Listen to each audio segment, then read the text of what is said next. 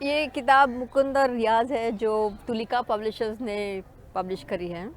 और ये कहानी मेरे पिताजी के बारे में है जो 1947 में पाकिस्तान से इंडिया आए थे एज ए रेफ्यूजी। और उनको किसने मदद की, उनके दोस्त ने मदद की जो जिनका नाम रियाज है। तो ये कहानी उन्हीं के बारे में है। जैसे बच्चों को पता चले कि उस समय क्या हुआ, कैसे हुआ। और जब पार्टीशन होती है तो कई लोग कहते हैं हम हमारा सारा प्रॉपर्टी छोड़ के आ गए, यहाँ तो वो अपना बेस्ट फ्रेंड छोड़ के आ गए।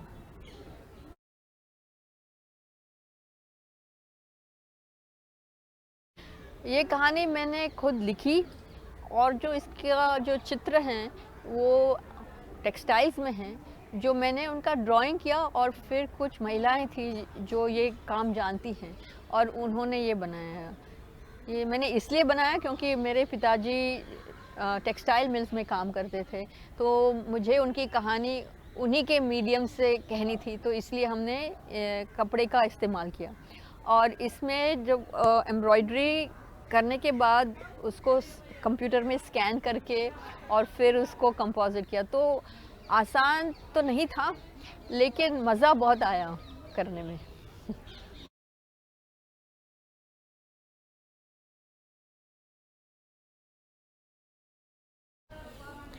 इस किताब में दो दोस्त बिछड़ जाते हैं और वो पार्टीशन की वजह से बिछड़ जाते हैं। अब ये कहानी, पार्टीशन की कहानी तो बच्चों के लिए बनी नहीं है अभी तक, मतलब इस तरह से नहीं बनी थी जब मैंने ये बनाई थी। अब तो शायद होंगे भी और, लेकिन उस समय जब मैंने बनाई थी ये कहानी तो पार्टीशन के बारे में बच्चों को कम पता है। और पार्टीशन के बारे में जिस तरह पता है वो है कि इंडिया पाकिस्तान सेपरेट हो गए और बहुत सारे रेफ्यूजीज़, वहाँ भी रेफ्यूजीज़ गए, यहाँ भी रेफ्यूजीज़ गए, लेकिन कोई बच्चों के साथ क्या हुआ उसकी बात नहीं करता है कि बच्चों पे क्या बीतती है जब उनके अजीज़ दोस्त उनसे बिछड़ जाते हैं। तो ये कहानी में ये रियल कहानी है। और मेरे पिताजी जब एक्चुअली मेरे पिताजी ने कभी हमें अपने बचपन के बारे में बताया ही नहीं, मतलब बचपन के बारे में बताया लेकिन पार्टीशन के बारे में कुछ नहीं कहा। पर जब वो बहुत मतलब बुज़ुर्ग हो गए और मतलब उनके डेथ के कुछ साल पहले ही उनको ऐसे लगा कि उन्हें ये कहना है, तो उन्होंने जब मुझे ये कहानी बताई अपने बारे में तो बोले कि सब लोग सिर्फ यही बताते हैं कि हमने इतनी प्रॉपर्टी छोड़ के आए, हमारे इतने घर थे, हमारे इतने खेत थे, ये हम सब छोड़ के आए, लेकिन मैं तो मेरा बेस्ट फ्रेंड वहाँ छोड़ के आया। मुझे आज तक मुझे वो बेस्ट फ्रेंड की याद आती है। तो मुझे ये लगा कि ये तो कहानी मतलब बिछड़ने वाली है, पार्टीशन का बैकड्रॉप है, लेकिन कहानी तो ये है कि बच्चे अपने बेस्ट फ्रेंड से कई वजह से बिछड़ जाते हैं।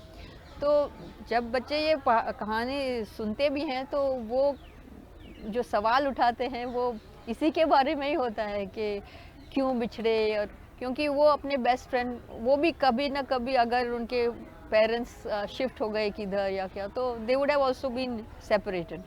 तो इसके वजह से ये कहानी इम्पॉर्टेंट है कि एक तो ये जो हिंदू मुस्लिम का भी प्रॉब्लम जो अंदर घुस जाता है, क्योंकि पार्टीशन के साथ ये भी आ जाता है साथ में कि ये हिंदू वहाँ आ गए, मुसलमान वहाँ गए। क्योंकि वी हैव सो मैनी, अपने देश में कितने मुसलमान हैं, वो अपने इंडियंस हैं, लेकिन उनके लिए जब हम अहमदाबाद में रहते थे तो ये कभी ना ये राइट्स शुरू हो जाते थे। और मेरे मन में ये था कि इसके इसके बारे में हम क्या कर सकते हैं। तो ये कहानी मुझे वो उसके लिए वजह मिल गई, उसके लिए उसकी बात करने की भी वजह मिल गई। तो हालांकि हम बात कर रहे हैं पार्टीशन की और एक तरफ से बात कर रहे हैं सेपरेशन की, पर हम कहीं ना कहीं उसको भी जोड़ रहे हैं।